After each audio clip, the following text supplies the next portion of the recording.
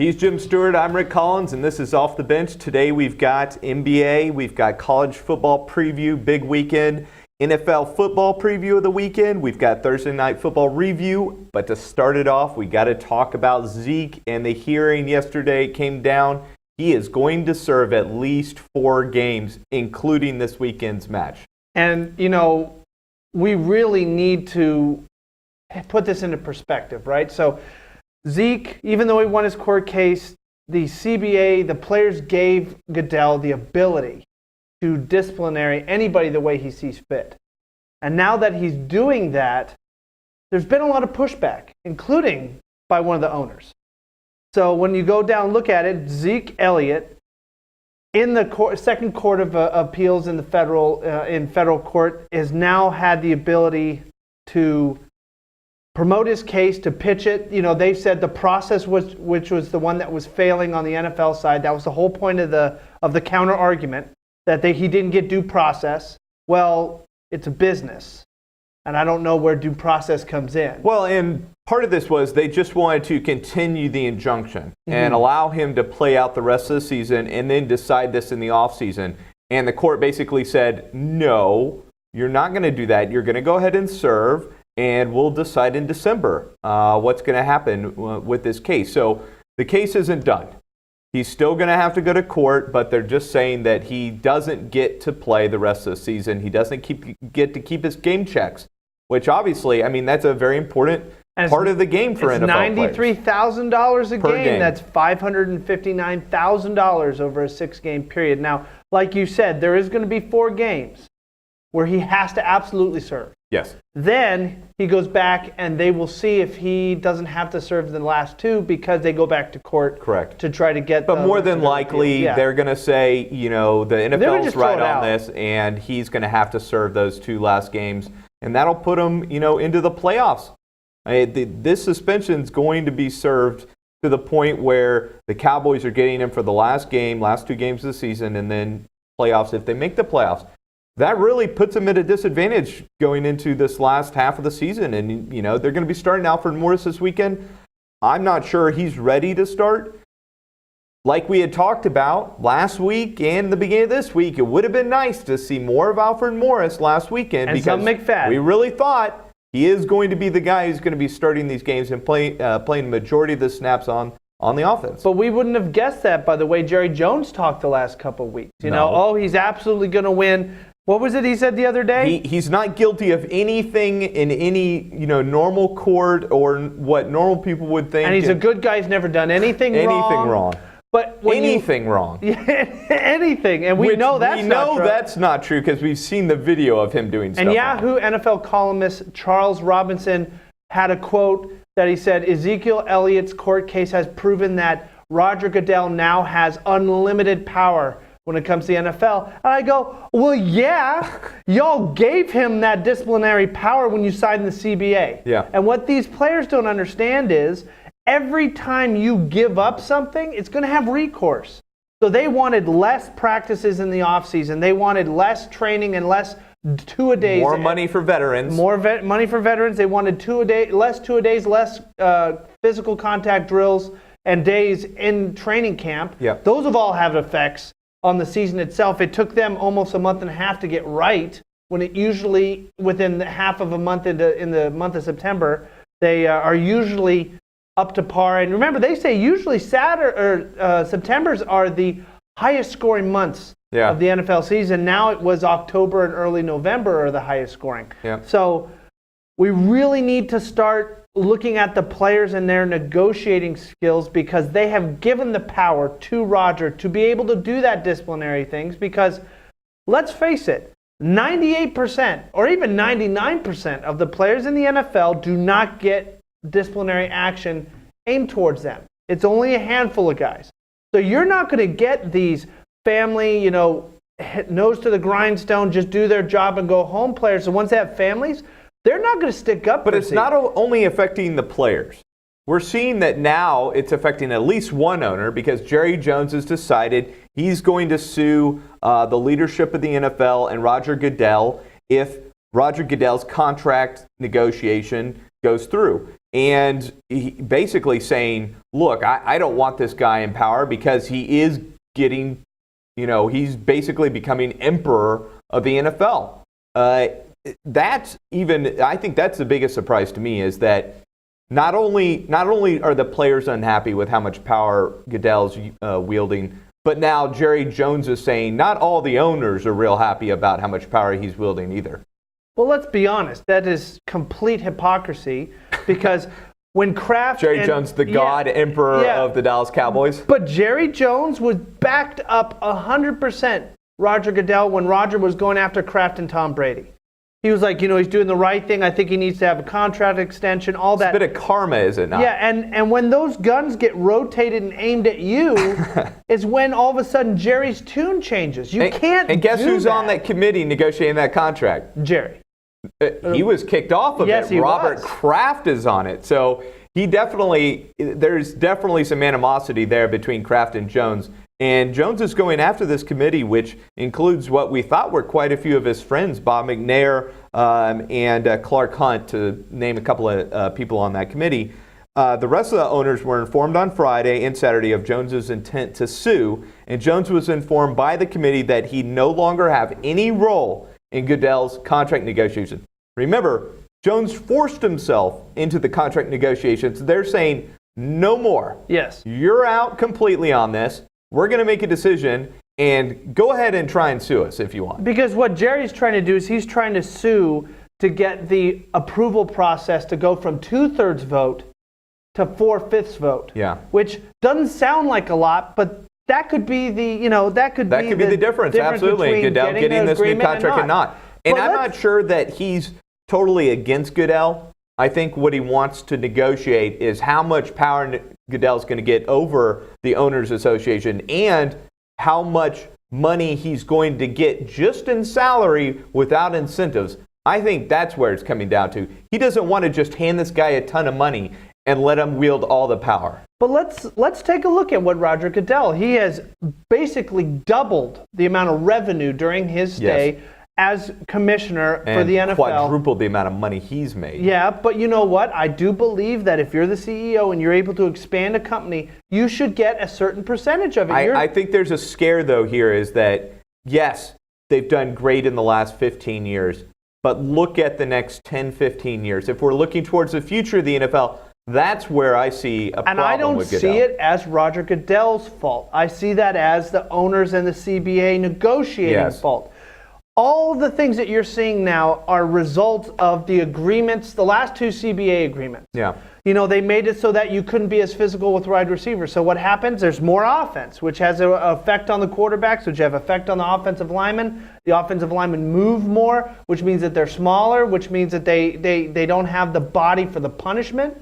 The defensive has the same problem. The nutrition and everything happens along those lines.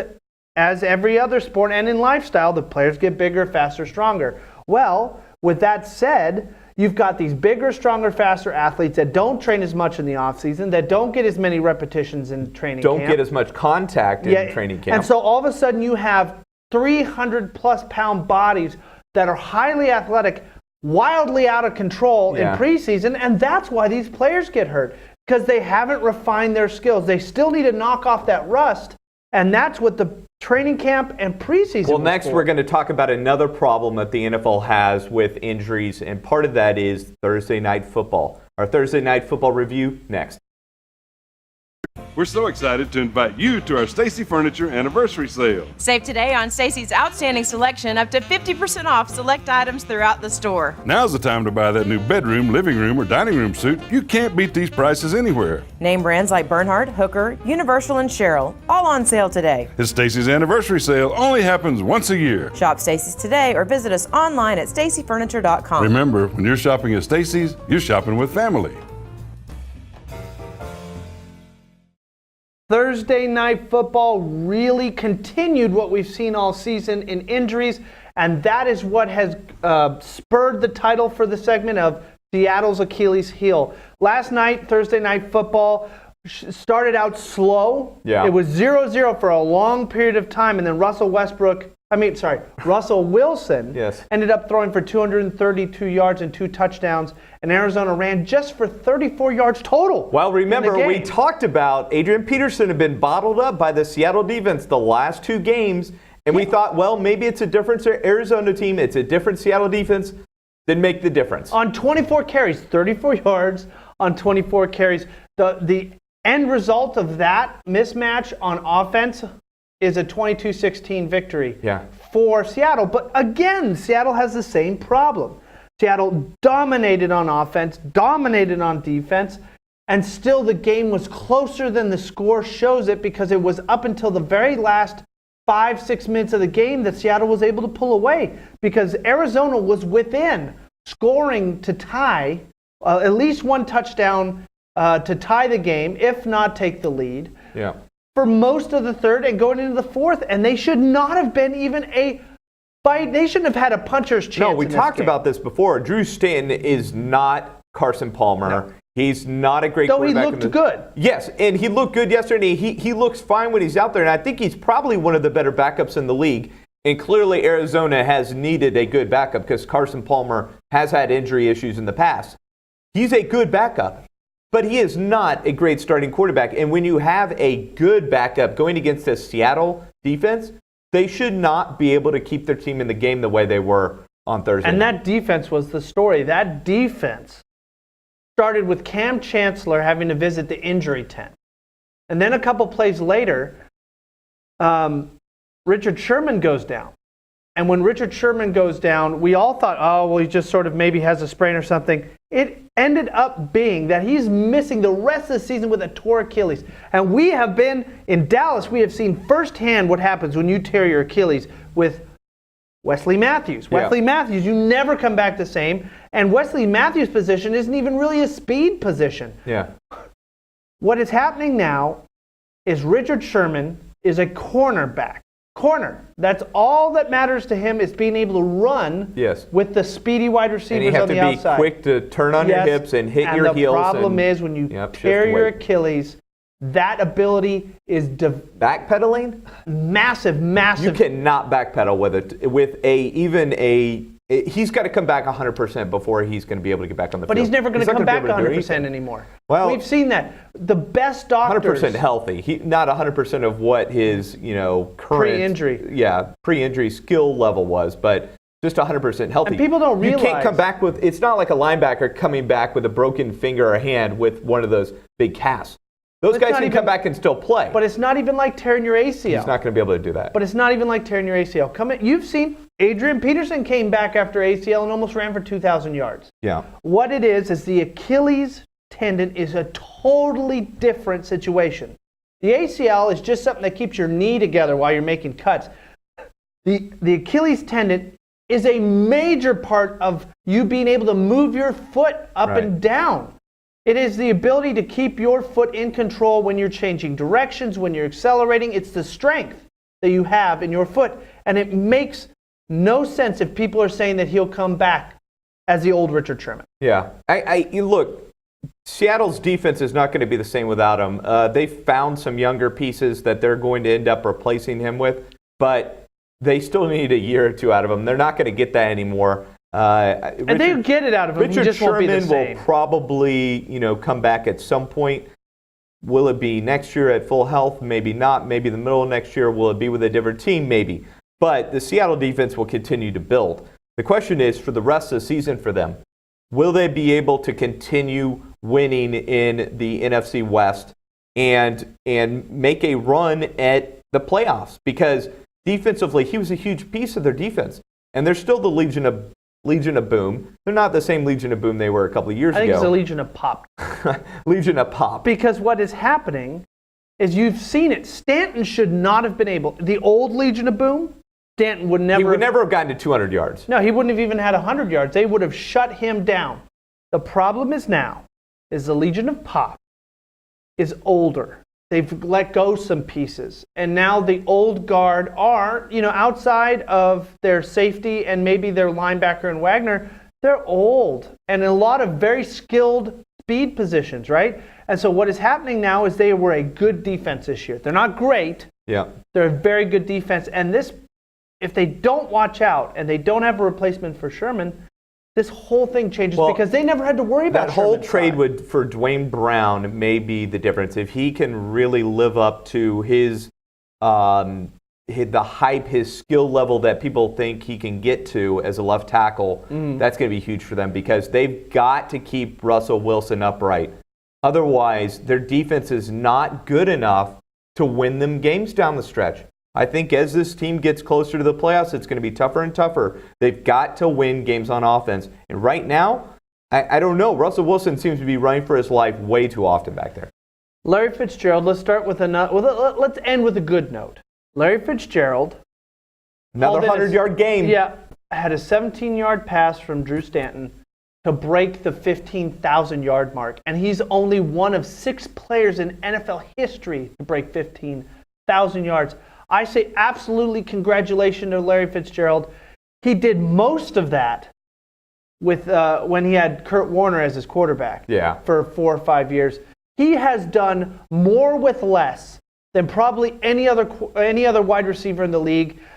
Yeah, remember, that's when Kurt Warner is basically at the end of his career, too. Yeah, and so, you've got to look at the fact that I could probably name 2 or 3, and one of them is Drew Stanton because we just have been talking about him. Yeah.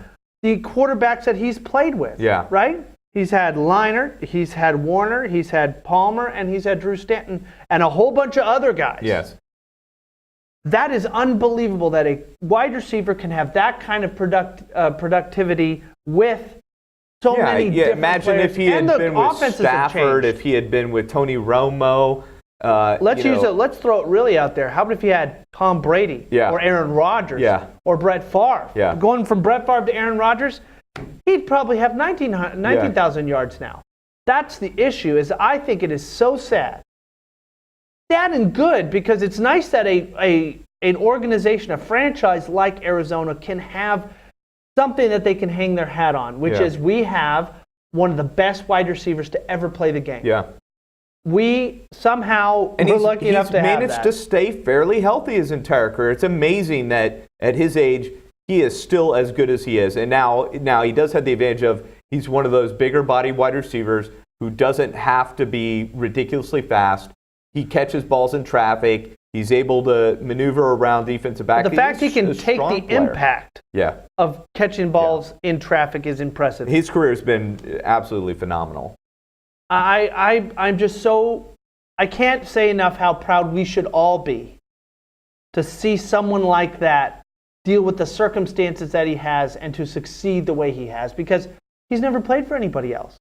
Yeah. Right? You would think he was off with someone else playing. He's the Dirk Nowitzki of the NFL. And in a lot of ways, he is a longer-lasting Andre Johnson. Yeah. Andre Johnson was in the same situation. Yeah. He went through 10, 15 quarterbacks. He had 4 or 5 offensive coordinators, and yet he still had, 3 or 4 years or 5 years of constant 1,500-yard seasons. Larry Fitzgerald does the same thing, but for longer.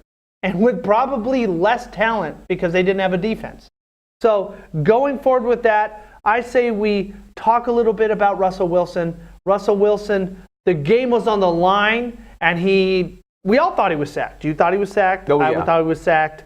And he somehow did. 3 times it looked like he was sacked. And he just started twirling like a ballerina, just whoop, whoop, Well, whoop. you looked at it, looked like an ice skater, on the Spinning, rink, going around the rink and infinity sign. And Doug Baldwin was blocking for him at first, broke off and took off down the field. It was still a stupid throw. It was still a stupid throw. I am convinced. The defender was right there. Yeah, I'm gonna give him the benefit of the doubt that he was throwing it out of bounds, but he was throwing it low enough that if someone was there, they might catch it.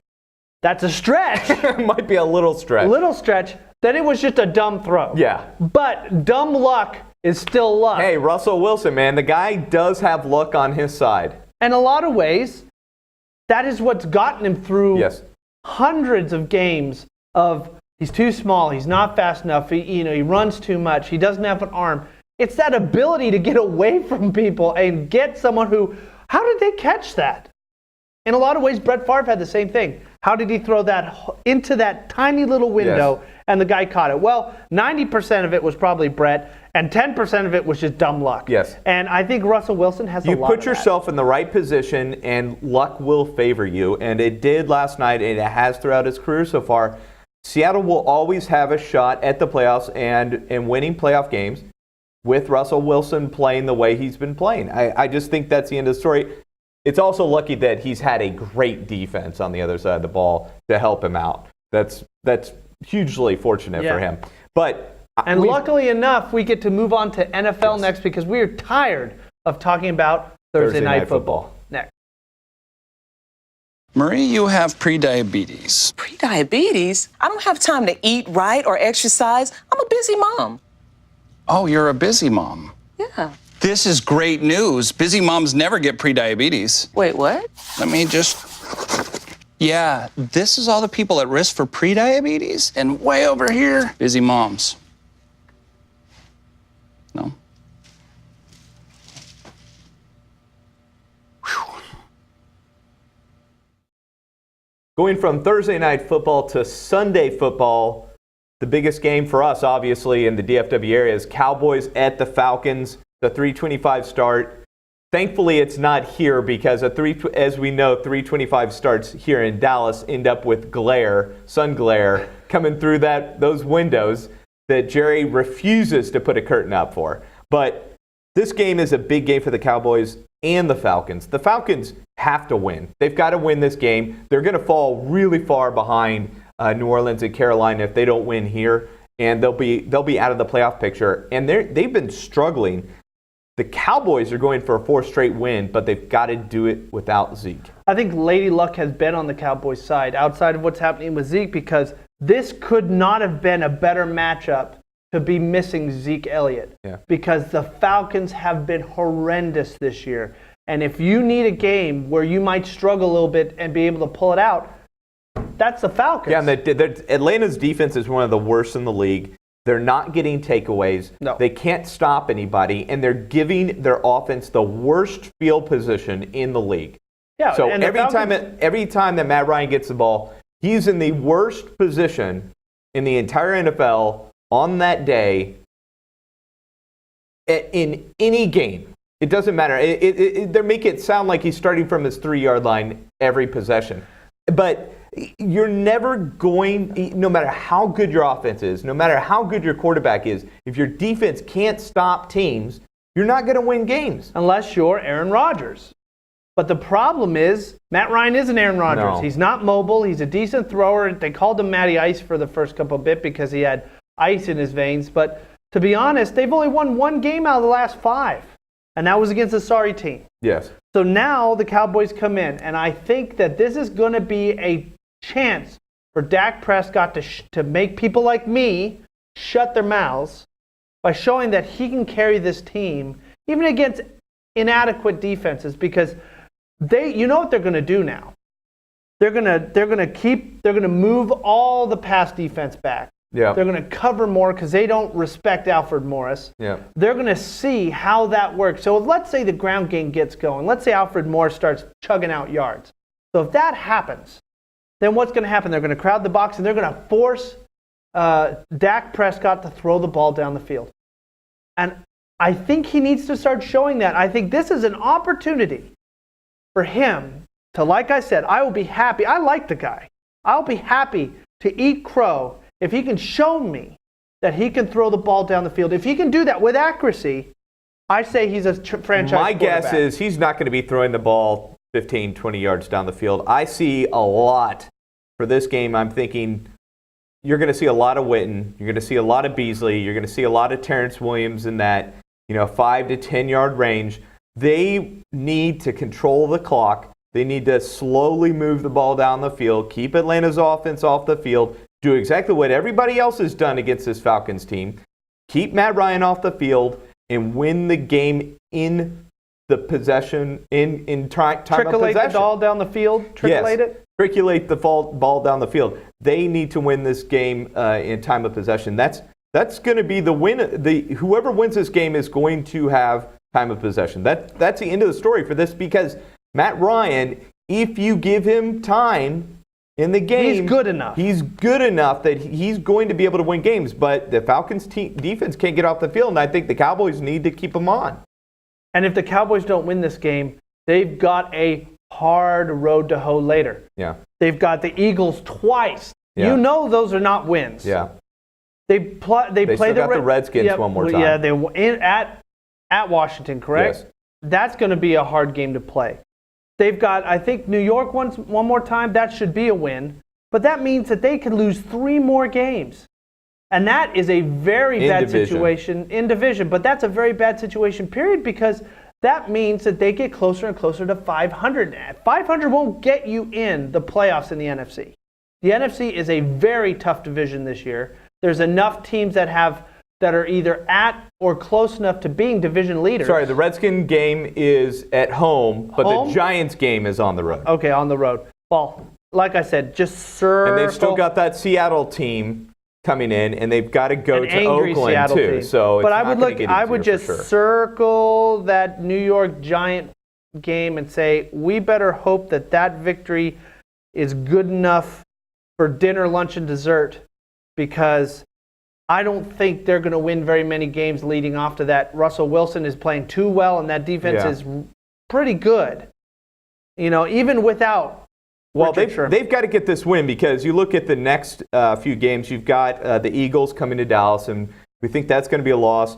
You've got the Chargers coming in. That could be a win. You've got the Redskins coming in. That's going to be tough. They just took care of Seattle. Okay, then we go to New York. We go to Oakland. We have the Seattle Seahawks coming in, and then we have we have to go to the Eagles at the last game of the season. That last game of the season could be for everything if the Eagles can slip up a little bit. I think by the time we go to Philadelphia, we may be totally out of it. That's what I'm saying. So you mentioned yesterday, moving forward from the Cowboys, you mentioned yesterday that this looks like the worst matchups the entire season has to offer.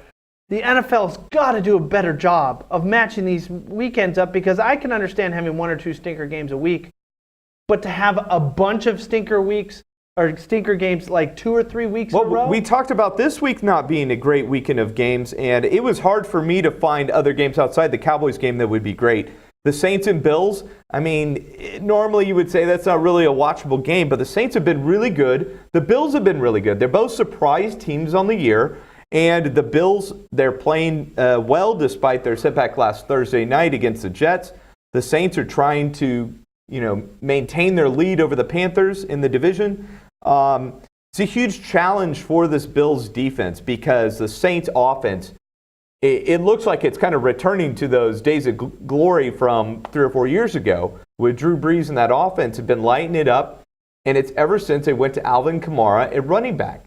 And the ability he has in those huge underneath passes, when he runs out into the flat, huge plays that he's been able to now the defenses have to cover him as an option.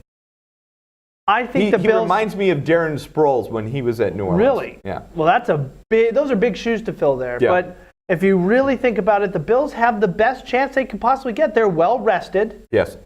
And they have removed, now I don't know if this is good or bad, but they removed their quote-unquote problem child. They shipped him out. Yeah, Darius. And now they've got a test with the Saints. If they can hold their own against the Saints, the Bills start looking like a playoff team. Yeah. With Tyrod Taylor playing really well right now. They may get a wild card because the Patriots might win out. I'm not talking division. That's a dangerous wild card to play against when playoffs roll around in the AFC. Yes. And so I would not want to be the team that has to play the Bills in the first round. But can they get big plays from Ted Ginn Jr.?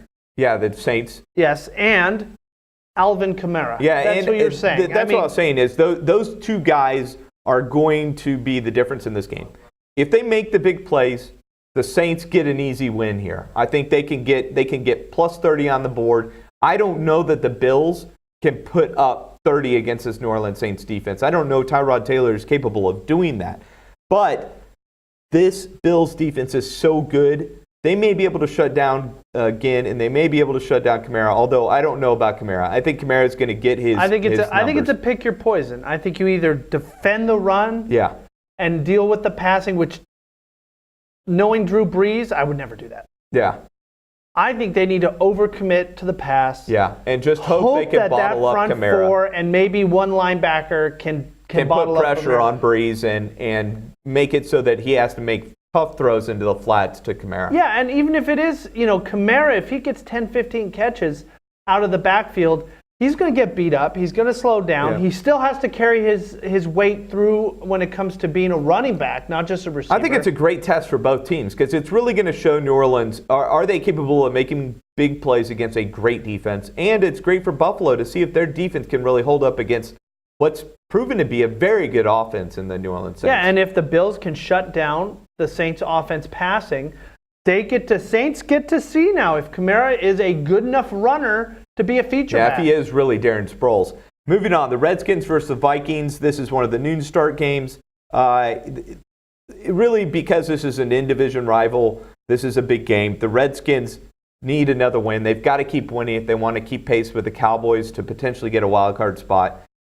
They've already fallen behind after the loss to the Cowboys.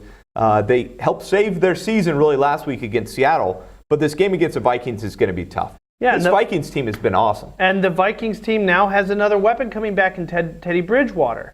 And their out for the season is Bradford. He had his knee scoped.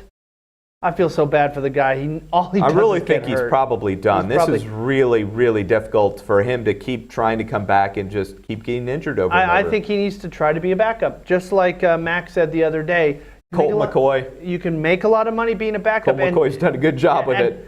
And you get to hold it. You get to hold the board on the sideline and have the headset on, look like a coach. And the thing is that he's going to have to look across the field and see someone who is probably less talented than him and Kirk Cousins. And as Kirk Cousins has proven, he's a deep threat thrower. He throws down the field. He also is very good at long, steady, time-consuming drives, like we saw in Seattle. So I think that's going to be a good test against this Washington Redskins defense because with Josh Norman and that defensive line, they have, I would say, a good defense. They've got really great keys and elements to their defense. Yeah, but they've been mediocre all season. So their defensive line is great. Josh Norman is great. They've got good to adequate safeties and corners outside of Josh Norman, and their linebackers are okay. The real question is, can they pull together and make it so they can scheme their strengths on defense to be able to counter the strengths that the Vikings have? Because I think Case Keenum is not a great quarterback in this league. He's played amazing so far this season, and I think that's more of the Vikings' offense and how they run their offense. I think you're also going to see, is Latavius Murray going to have an impact in this game? They need him to have an impact because if they keep trying to run Jerick McKinnon out there every play, he's not that kind of running back.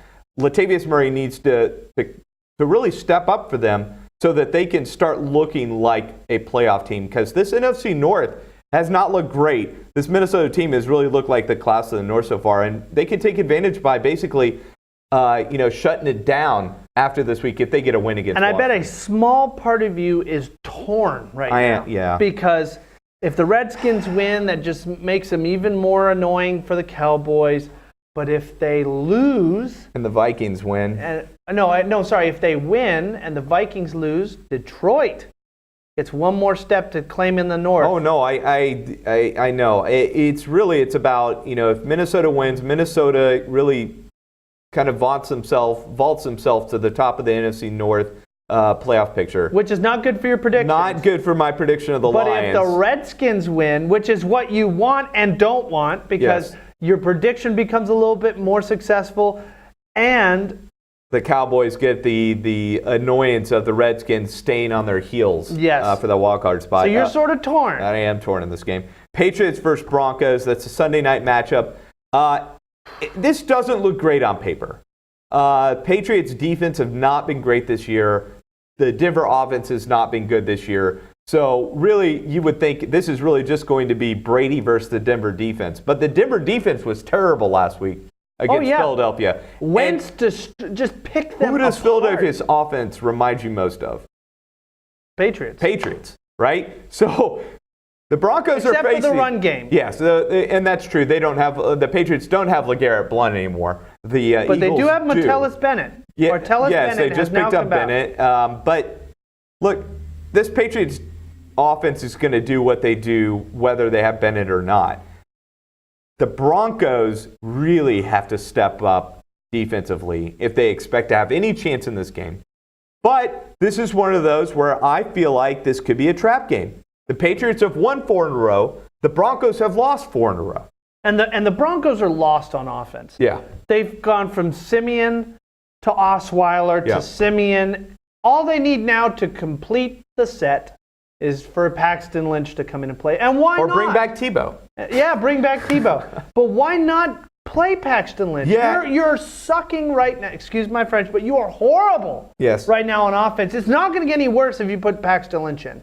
Put him in, see what you got. If you're not impressed, because this is especially after last weekend's defensive collapse, that's not promising for the rest of the year for them. No. I think it's going to be a struggle for them to get a playoff picture. Why not see get into the playoffs? Why not see if you have to draft another quarterback? Because Oakland's only going to get better as the season goes on. But what my point is, we talked about this last time. You see Baker Mayfield dropping to the Denver Broncos. Yes. But if they don't know what they have in Paxton Lynch, they won't draft. Yeah. They're going to say, "Oh, we wasted a first-round draft pick on him. We've got to keep Paxton Lynch and get an offensive lineman or something instead of that top quarterback in the draft." Yeah, and that could end up being something horribly wrong, especially with this strong quarterback draft class. And if they lose this game, I think they have to go to Paxton Lynch. They have to. Week. So, but like for me, looking at this game, I'm just not going to bet against Tom Brady. Don't can't you have bet him against on your fantasy league? I may or may not have him on one of my fantasy do you plead teams. the 5th? I plead the 5th on that. I think I'll take Brady and the Pats, 31-24 over the Broncos. Honestly, I feel like I'm being a little bit generous for the Broncos with 24 points.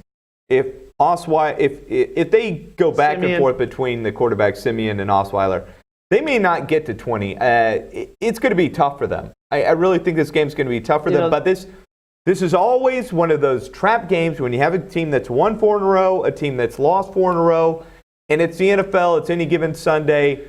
You never know. And it's at Mile High Stadium. And you have to take into account that Bill Belichick does not go into trap games. Yeah. He just doesn't. That's true. That's why I'm betting on the Patriots this weekend. If I had money, I would bet on the Patriots. But coming up next, we talk college football and a little bit of NBA next.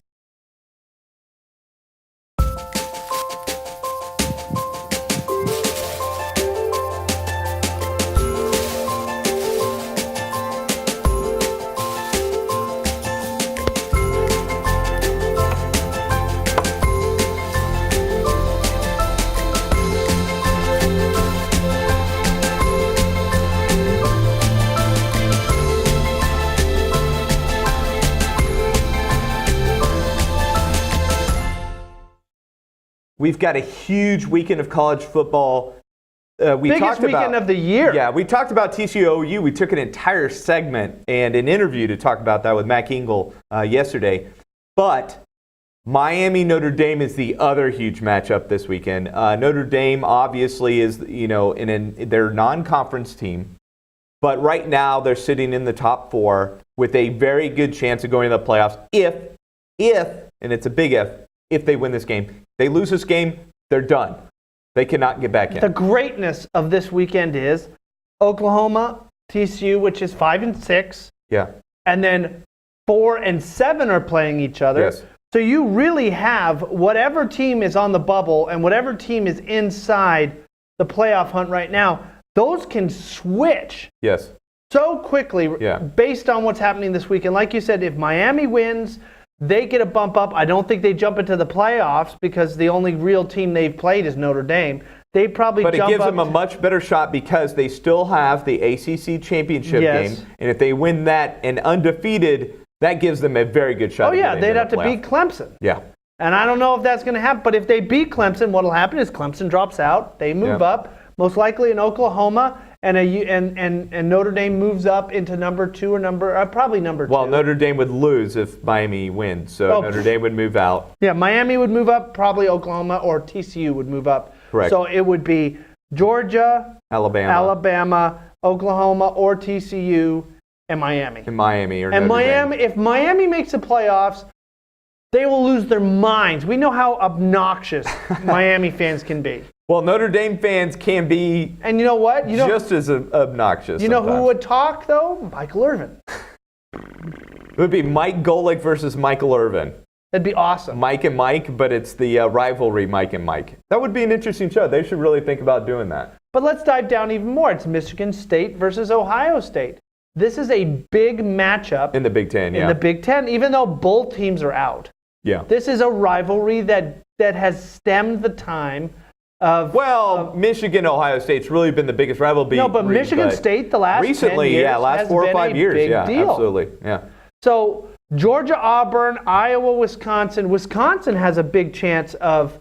If they run now they have to run the table in the Big Ten, which is probably the most difficult conference to run the table in right now. Mm-hmm. They've got to win out if they want a shot at that college playoff game. And they're another team. They're just like Miami. I feel like they're in the same boat. They don't have wins against big teams yet. Who, Iowa? No. Wisconsin and Miami. Those two teams. They're both undefeated, but they haven't played anybody yet. But this is a trap game for Wisconsin. Yes. Iowa just came off of beating Ohio State. Beating them. Not just winning, beating them. Yeah, it wasn't even close. They out-physicaled them. They outscored them. It felt like the other day when the Redskins played the Seattle Seahawks, even though the score line didn't show it. The score line didn't show it, but the amount and the physicality and the amount of possession between the two teams was about the same. Iowa destroyed them on every category, which shocked everyone. Yeah. Because now they're completely out. They're not even probably in the top 10 or won't be in the top 10 by the end of the season. Then you have SMU Navy. Yeah. We got to talk about the local teams. But that's an interesting matchup. Well, I like it because Navy, they started out really hot. They've lost their last 3, but really this is about SMU and keeping their hopes alive to win the American Athletic Conference. They need to win out. They've got the championship game coming up. This is a big week for them because this Navy team brings something that SMU has not seen yet this season. And that is that wild military offense that all the military teams run with the option. Yeah, they're running the option. Isn't it like the triple option? It is very similar to the old triple option, and that's something that as the defense you have not prepared for the entire season if you're SMU or anybody else for that matter, maybe other than Army. And now you've got to go play at Air Force. Annapolis. So you've got to go play in front of all the Navy fans, in front of all that military. All that white. Win a game at a unusual offense that you don't see all season. They've not prepared for it. They get 1 week to prep for it. A pretty stringent defense. And a stringent defense. I think it's a tough matchup for them, but SMU needs to win this game if they want to have a chance at getting into that AAC championship game. And outside of winning or losing, I think SMU players needs to take a chance to appreciate when they go to Annapolis. You don't get to go there very often. People don't get in there. Well, and it's Veterans Day weekend. Today is Veterans Day. So they are going to be great opportunity. They're going to be able to get a show. They're going to have flyovers. They're going to have people come in. It's going to be crazy. Yeah. And I would appreciate. Could be a distraction. It could, but I would see it as an opportunity to really appreciate what's going on because very few things in life are as inspirational as either Veterans Day, 9/11. Or Memorial Day when it comes to sports. I mean, those weekends are insane. Yeah. Maybe Thanksgiving. Thanksgiving's pretty crazy too.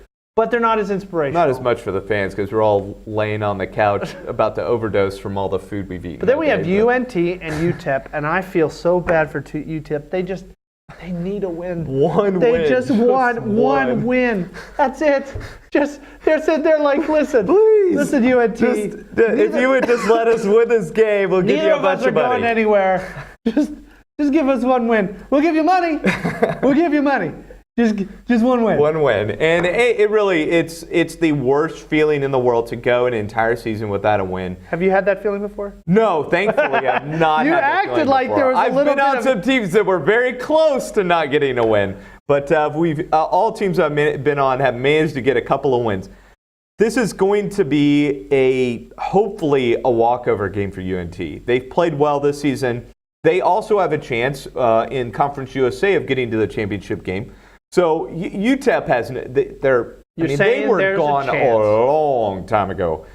They should roll over UTEP, but again, I mean, it's not any given Saturday. It's not the same, but I mean, you just got to be careful what you do with minors. UTEP's offense has been pretty good, so UNT's got to. They can't expect to just walk in there and walk out with a win. I agree. And I think moving forward, this is going to just be probably the most interesting college football weekend of the year. Yes. If you have a chance, I would glue yourself to the seat, beer or beverage in one hand, duct tape it to your hand, snacks to the other, get a dog that's here we go. To use the remote control? Yes, have the dog who gets you snacks and food and drink, and don't move. The entire weekend. Yeah, the entire. If you're moving right now, just stop and put on the TV and just let it roll. Duct tape the beer, duct tape the remote control. Get the snacks in your lap somehow so you can just eat them. Good to go, man. Just that's it. This weekend. And speaking of gluing in place, stay tuned because next we talk a little bit of NBA and talk about what we're doing. Ooh, a big Mavericks weekend. They've got to get a win. Next. We're so excited to invite you to our Stacy Furniture Anniversary Sale. Save today on Stacy's outstanding selection up to 50% off select items throughout the store. Now's the time to buy that new bedroom, living room, or dining room suit. You can't beat these prices anywhere. Name brands like Bernhard, Hooker, Universal, and Cheryl, all on sale today. It's Stacy's Anniversary Sale only happens once a year. Shop Stacy's today or visit us online at stacyfurniture.com. Remember, when you're shopping at Stacy's, you're shopping with family. The Mavericks are actually feeling a little bit excited because they have 2 victories now in the NBA. But LeBron James and the Cavs are coming in, which normally would be dread and fear and possible loss of life. But the Cavs have been struggling this year. Yeah, they're coming off a really tough loss to the Rockets. Now, the Rockets have been really good so far this season, even without Chris Paul. But with the staff that the Cavs have, they should be able to roll over people. 3rd worst defense in the NBA. That's not good, and that is not something LeBron is going to be happy about moving forward. In fact, I would guess that he is making his voice heard strongly in that locker room. But what makes that different than any other year? I know. But at least they can score. Yeah. That's something the Mavs can't say they do because they have the 4th worst scoring offense in the league. Yes, they are one of 4 teams that have not averaged over 100 points so far this season. The other 3 teams can actually, one of them, the Utah Jazz, can actually play defense. The other 2 are Sacramento and Phoenix, who are horrible teams. Mm-hmm. So the fact that the Mavericks right now... Which is weird because last year the Suns did decent. Yeah, they've decided they're going youth. They're doing the youth movement. It's very Philadelphia 76ers-esque. They'll get another top 3 pick in the draft. They're going to get another stud, and they're going to keep building around Devin Booker and whoever they get in this next draft. The Mavericks, they're going to get a top pick in this draft. I think everybody's kind of agreeing with that now after seeing 1/5 the way through the season. 1/6 the way through the season, and this team just looks really bad. Yeah, and then Dallas goes on Sunday to the Thunderdome, a.k.a. the Blunder Dome, because this team is playing so horrible compared to the amount of talent. So much hype about the Oklahoma City Thunder before the season started. And the first couple games, everybody's like, oh my gosh, they're beating everybody. We talked about this before the season started. If there was a problem, this thing could go downhill really fast. It could snowball so fast because you had 3 huge personalities who all need the ball and all want to score 20-plus points. And I'll give Russell Westbrook props. He has done nothing but try to make it even for everybody. He's taken a step back in terms of scoring and which has really given the ball to George and the Anthony. Team horribly because this is his team. They came to play with him. Yeah. He needs to dominate the ball. Oh, wait, Maybe not. I thought Paul George thought it was his team. Oh, yeah, no. Oh, I thought Carmelo Anthony thought it was his team. No. Oh. Triple-double. So I think they've got a problem there. We've got to realize that, or at least the 2 other, Paul George and Anthony, need to make sure that they understand that this is Russell Westbrook's team. He's the point guard. Yep. He needs to maybe not dominate the ball as much as he did last year, but he needs to dominate the ball. The fear of him penetrating the lane, going for dunks or not, making the defense compress to get Carmelo Anthony and Paul George the ball open looks, is paramount. And right now they're not doing that. Yeah. They need, because right now they are knowing that he's going to pass the ball. But if you thought about it in advance and looked at it after the first couple of games, you thought, ooh, I'm seeing more ISO than I think we should be, right? Yes. This should not be an ISO team. This should be a team that can, move the ball around to multiple shooters, multiple guys who can make plays. But it's all got to start, like you said, with Russell Westbrook. Yeah, I can't really tell you what's wrong with this team, other than the fact that, like you said, you have 3 ball-centric players. And they can't beat a Western Conference team. 0-6 against the Western Conference, which, I mean, that's not saying all. Yeah, everybody's terrible in the Western Conference. So if that holds up, the Mavericks could get a win on Sunday against the Thunder, but I somehow doubt it. This Mavericks team is not ready for that But there is one team that is really, really, really excited for the fact that the Thunder are doing horribly and that the Cavs are doing horribly. That is the LA Lakers. Yeah. Because there have been numerous rumors throughout the offseason that LeBron and George want to go to LA. And as long as the Lakers are relevant this year. Yeah, or at least show that their rookies have talent. Correct. And that LeBron and George can go, if we go there, we can probably add 20 points a game into the total, which means that we would win X amount of games. Yeah. Because now they have the keys. The Lakers have the keys to success. They have a center. Yeah.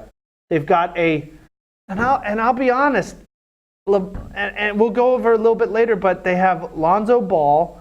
They have 2 or 3 other Brandon Ingram. Yeah, they've got 2 or 3 other Kyle pieces. Kuzma, who's a rookie coming in, has played really well. Yes. If Larry Nance Jr. even comes back from his injury, I don't think he gets back into that starting spot. Kuzma seems to have earned it. Kuzma would be a great 6-man if you bring in Paul George. So they've got great players that if you bring in LeBron James and Paul George, that you've got 2 or 3 guys coming off the bench who can put up 20 points on any given night. But for me, it might be the international incident that the Ball family created in China. But Lonzo Ball has been horrific on the offensive side. He cannot shoot the ball. He cannot shout the ball. If you brought in LeBron and Paul George, he would never have to shoot it. But the issue is his scoring percentage is worse than an undrafted free agent. Yeah, he just needs to stop shooting the ball. Yeah, because he has 8.9 points per game for the season, averaging 33 minutes. 8 points, under 9 points per game with 33 minutes. He should only be You and I could do that. He should only be shooting the ball off the court. I might be putting us a little bit. He should deconstruct his shot, rebuild it, and only shoot during practice, during shooting times. When he's in practice, passing the ball, rebounding the ball, getting steals, playing defense. Same thing in the games. He needs to be doing all those extra things, which he's doing a good job of. Yeah, rebounding. But that and needs passing to be the focus for him right now until he figures out how to shoot the ball. Because the way he's shooting the ball right now, there's no reason for him to continue shooting. It's horrible. He's shooting under 30% on the year. He has the second worst shooting percentage in the league with over 100 attempts. No. Stop shooting the ball. But then you look at the other LA team, and that's the Clippers. The Clippers play the Thunder, and I think that's a little bit of trouble for the Thunder. Tonight. Yeah, that is going to be something that might be a bit of a death match because Blake Griffin is having a career season now that CP3 is gone. Yeah. Because now the offense flows through him like it did before CP3 came in. He is averaging, let me get the stats up real quick. He is averaging, I'll just pull it up right here. Sorry. Take your sweet time. He's averaging 22.8 points per game. He's having at 40% at 3-point. Wow. Yeah. 47 from the floor. He's going 8 rebounds and 5 assists and 2 steals in his last game. That's phenomenal. The steals number is great for him because defensively they have a lot of weak points. Yes. And he and DeAndre Jordan are really the defense on that team. They need to put up those kinds of numbers day after day for that team to continue winning because they don't necessarily have a lot of scores. So they really need to shut down other teams. And if they can get it by blocks from DeAndre Jordan and steals from Blake Griffin and get on fast break with those two guys, the problem is Miladovich has not played the way he thought he was going to play. He's played very few games this year. He's struggled a bit. So what it has done is it has forced the Clippers to have to give the ball into the hands of Blake Griffin more so than he was in the past. In the past, he would set up like a power forward, get the ball. Austin Rivers is not a great creator. He's not a great passer. He can score. He's a Seth Curry. Yeah, but he's a Seth Curry. He can handle the ball when he has to. He's good at getting one-shot passes that come in, and he's able to immediately shoot the ball or create space for himself. But you wouldn't want him running your offense full time. And unfortunately, with Teodosic and his injuries, they have to have Austin Rivers out there. And but they don't run the offense through him. No. Blake Griffin is playing point forward. You need somebody who can run point guard and get Blake Griffin in open space. And they really need that player. And Teodosic could be that player. He has the skills. It's just he's not getting on the floor. Yeah, he's got to get on the floor. Well, coming up next week, we will be talking about everything that we talked about today. We'll review all the stuff that we just predicted and why we were wrong. We predict even more chaos next week when it comes to college football. See you next week. This is Off the Bench.